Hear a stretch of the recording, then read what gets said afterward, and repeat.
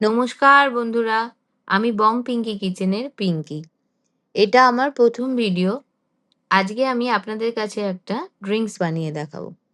এই ড্রিংকসটা ভীষণ সুন্দর, ভীষণ রিফ্রেশিং। আমার বাড়িতে থাকা একটা পাকা পেয়ারা দিয়ে আমি এই ড্রিংকসটা আজকে আপনাদেরকে বানিয়ে দেখাবো। ১ম পেয়ারাটাকে আমি ভালো করে ধুয়ে নেব। ধুয়ে নেওয়ার পর পেয়ারাটাকে ছোট, ছোট করে কুচি, কুচি করে কেটে নেব।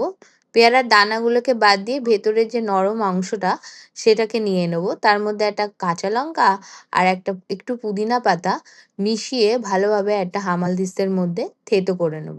ব্লেন্ড করা যায় কিন্তু ওটাকে আমি হামালদিস্তার মধ্যে থেঁতো করে নিয়েছি যাতে আরেকটু মুখে পড়ে ভালো লাগে।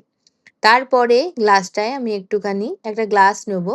নিয়ে সেই গ্লাসটার মধ্যে একটু লেবুর রস মাখিয়ে নেব। নিয়ে ওটাকে বিট নুন আর গুঁড়ো লঙ্কা দিয়ে ওটাকে সাজিয়ে নেব। নেওয়ার পর তার মধ্যে আমি পাকা পেয়ারার যে মিশ্রণটা তৈরি করেছি সেটা দিয়ে দেবো। দেওয়ার পর ওর মধ্যে কোল্ড ড্রিঙ্কস দিয়ে দেবো। কোল্ড ড্রিঙ্কসের মধ্যে কিছুটা বরফ কুচি দিয়ে আর লেবুর রস আর বিট নুন দিয়ে ভালোভাবে ওটাকে মিশিয়ে নেব। মিশিয়ে নেওয়ার পর ওটাকে আমি একটুখানি সাজিয়ে নেব গ্লাসটাকে।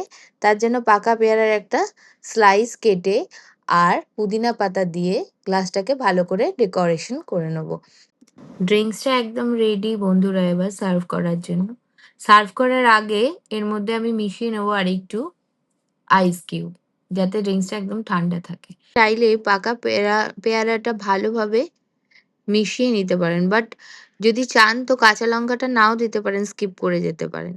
কিন্তু এত ভালো লাগে কাঁচা লঙ্কাটা পাকা পেয়ারার সঙ্গে, ভীষণ সুন্দর একটা স্মেল আসে আর ভীষণ রিফ্রেশিং লাগে।